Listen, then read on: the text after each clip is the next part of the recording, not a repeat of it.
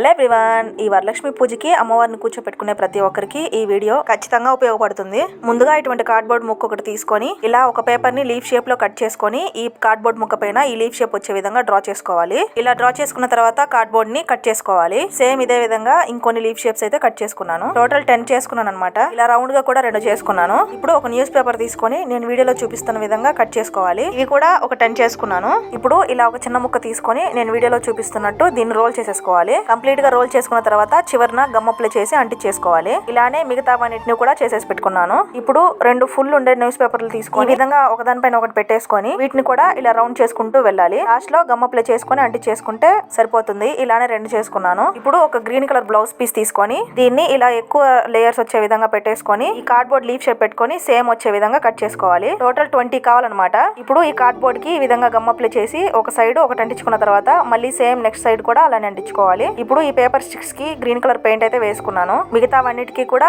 Blouse piece ని అంటించేసుకున్నాను అనమాట.